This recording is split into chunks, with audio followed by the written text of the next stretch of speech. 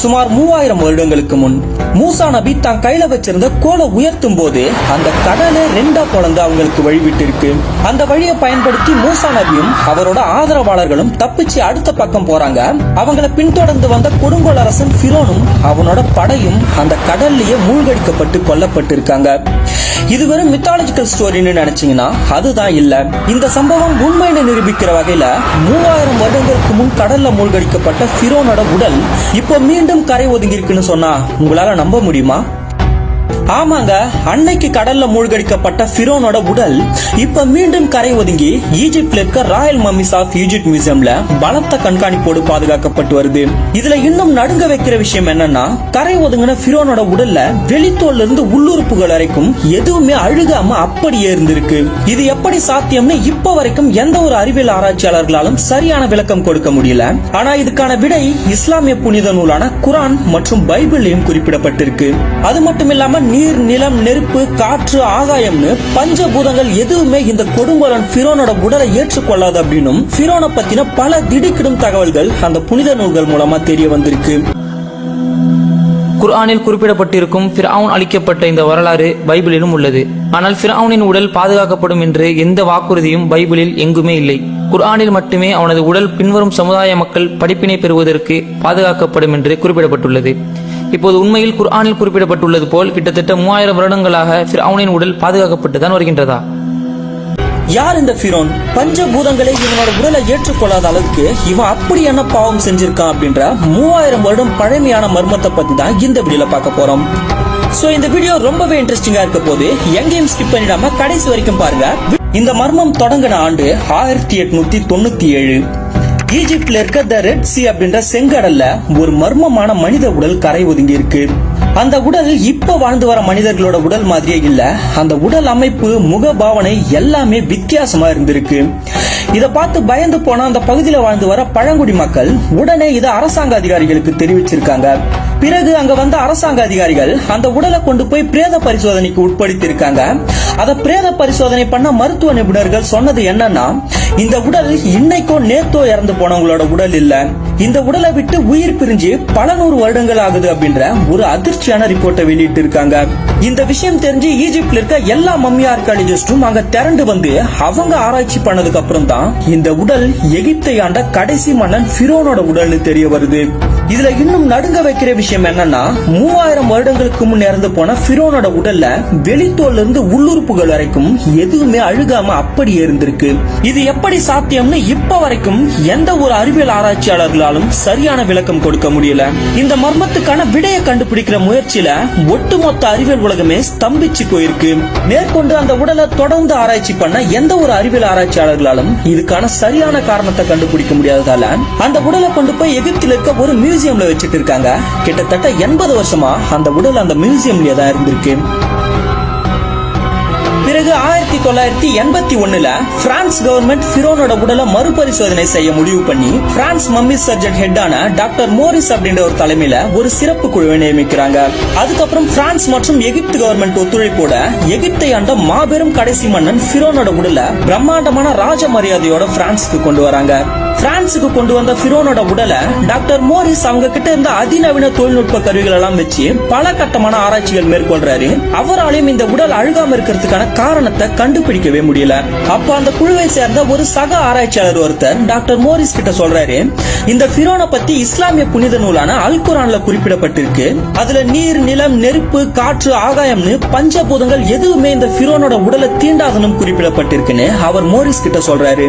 இதை கேட்ட doctor Morris, இதெல்லாம் அறிவியலுக்கு எதிரான கட்டுக்கதைகள், இதையெல்லாம் நான் நம்ப மாட்டேன்னு சொல்லிட்டு மறுபடியும் அவரோட ஆராய்ச்சியை இன்னும் தீவிரமா மேற்கொள்றாரு.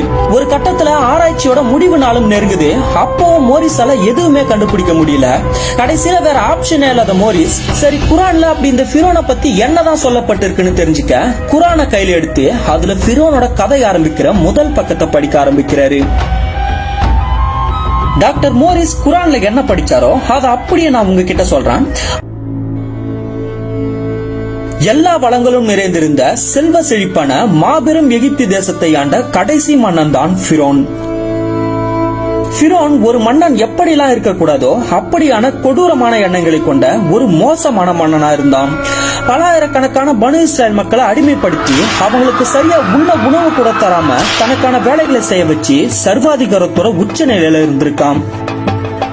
ஃபிரௌன் என்னைக்கும் கடவுளை மதிச்சதில்லை. தான் கடவுள், அனைத்து மக்களும் தன்னை தான் கடவுளா வழிபடணும் அப்படின்ற எண்ணத்துல அந்த அடிமை மக்களை வச்சு அவனோட ஒரு மிகப்பெரிய முழு உருவ சிலையை கட்டமைச்சு அவங்கள வழிபட சொல்லி கட்டளையிட்டு இருக்கான்.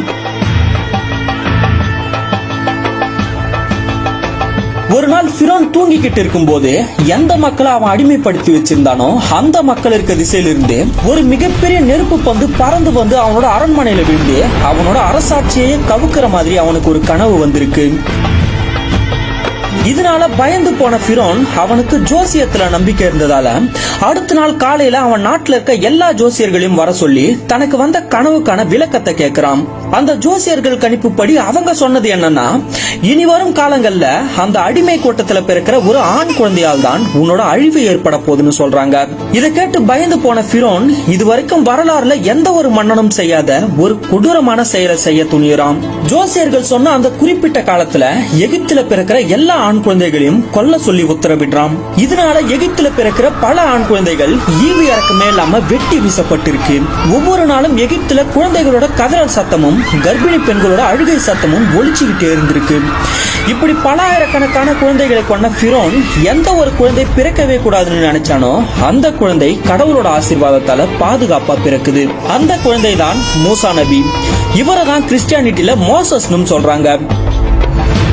பிறந்த குழந்தைய ஃபிரௌனோட ஆட்கள் நெருங்கிறதுக்கு முன்னாடி குழந்தையோட தாய் குழந்தைய ஒரு கூடையில வச்சு நைல் நதியில விட்டுடுறாங்க. நைல் நதியோட நீரோட்டத்துல பயணிச்ச குழந்தை கடைசியா ஃபிரௌனோட அரண்மனைக்கு பக்கத்துல ராணி குளிக்கிற இடத்துக்கு வந்து சேருது. குழந்தையோட தெய்வீக முகத்தை பார்த்த ஃபிரௌனோட மனைவி தங்களுக்கு குழந்தை இல்லாததால அந்த குழந்தைய தத்தெடுத்து ஃபிரௌன் அனுமதியோடு அந்த அரண்மனையிலேயே தங்களோட சொந்த மகனா வளர்த்து வராங்க. பிறகு நாட்கள் வெகு வேகமா செல்ல குழந்தை மூசா நபி வெகு வெகுவன வளர்ந்து தன்னோட வாலிப வயசை அடைகிறாரு. வாலிபனான மூசா நபிக்கு ஃபிரௌனோட சர்வாதிகார ஆட்சி முறை சுத்தமா பிடிக்கல.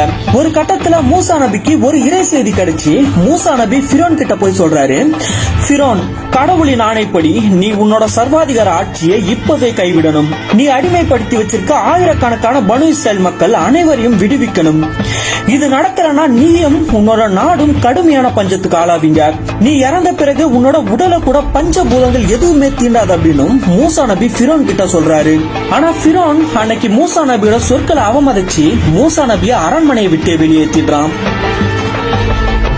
இந்த சம்பவம் நடந்து சில நாட்கள்லயே எகிப்துல கடுமையான பஞ்சம் நிலவுது. பல லட்சம் வெட்டுக்கிளிகள் கூட்டம் கூட்டமா படையெடுத்து வந்து விவசாய நிலங்கள் எல்லாம் சூறையாடுது. தவளைகள் கூட்டம் கூட்டமா வருது. நைல் நதி முழுவதும் முதலைகளால் ஆக்கிரமிக்கப்பட்டு எகிப்துல ரத்த ஆறு ஓடுது.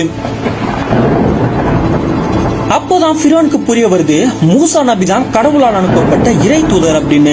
அது மட்டும் இல்லாம தன்னோட மரணத்துக்கு காரணமா இருக்க போறதும் மூசா நபி தான் பயந்த ஃபிரௌன் மூசா நபியை கொல்ல தன்னோட மொத்த படைகளையும் திரட்டி கொண்டு போறான். இறை அருளால் இதையெல்லாம் முன்கூட்டியே தெரிஞ்சுக்கிட்ட மூசா நபி ஃபிரௌன் அடிமைப்படுத்தி வச்சிருந்த பனு இஸ்ரேல் மக்கள் அனைவரையும் கூட்டிக்கிட்டு எகிப்தை விட்டு வெளியேற ஆரம்பிக்கிறாரு. ஃபிரௌனும் அவனோட படையும் மூசா நபியை கொல்ல அவங்கள பின்தொடர்ந்து போறாங்க. ஒரு கட்டத்துல முன்னாடி கடல், பின்னாடி ஃபிரௌனும் அவனோட படையும் நெருங்க மூசா நபியும் அவரோட பனு இஸ்ரேல் மக்களும் போக வழி இல்லாம நிக்கிறாங்க. இப்போ அவங்களுக்கு ரெண்டே வழிதான் இருக்கு. ஒண்ணு அந்த செங்கடலை கடந்து அந்த பக்கம் போகணும், இல்ல ஃபிரௌனோட கையால இறந்து போகணும். மரணத்தோட விளிம்பில் இருந்த அந்த மக்களோட கண் முன்னாடி ஒரு மிகப்பெரிய அதிசயமே நடக்குது. இறைவனோட கட்டளைப்படி மூசா நபி தன் கையில வச்சிருந்த கைத்தடியை உயர்த்த ஆர்ப்பரிச்சுட்டு இருந்த அந்த செங்கடலை ரெண்டா பிளந்து அவங்களுக்கு வழி விடுது. அந்த வழியை பயன்படுத்தி மூசா நபியும் அவரோட ஆதரவாளர்களும் தப்பிச்சு போய் அடுத்த பக்கத்தோட கரையை சேர்றாங்க. அவங்க தப்பிச்சு போறத பார்த்த ஃபிரௌன் அவங்கள கொன்னே ஆகணும்னு வெறியோட அவங்களோட படையை கூட்டிட்டு அந்த கடல் வழி பாதையில முன்னேறி வரான். இதை பார்த்த மூசா நபி அந்த கைத்தடியை ஓங்கி தரையில அடிக்கிறாரு. அடிச்ச அடுத்த நொடிய ரெண்டா பிரிஞ்சிருந்த கடல் சுனாமி மாதிரி வேகமா ஒண்ணு சேர ஆரம்பிக்குது. அந்த ஆழி பேரலையில சிக்கி ஃபிரௌனும் அவனோட படையும் அந்த கடல்லையே மூழ்கடிக்கப்பட்டு கடைசியில இறந்து போனாங்க. இதோட டாக்டர் மோரிஸ் படிச்சு முடிக்கிறாரு. ஃபிரௌனோட உடல் செங்கடல கரை ஒதுங்கினதும் அவனோட உடல் அழுகாம இருக்கிறதும் 1500 வருடங்களுக்கு முன்னாடி எழுதப்பட்ட குரான்ல அப்படியே பொருந்தினதால டாக்டர் மோரிஸ்க்கு குரான் மேல பெரிய நம்பிக்கை ஏற்படுது. பிறகு குரானை முதல்ல இருந்து முழுசா படிச்ச Maurice the Quran and the science அப்படின்ற புக்கையும் வெளியிட்டு கடைசியா டாக்டர் மோரிஸ் முஸ்லிமா கன்வெர்ட் ஆகியிருக்காரு.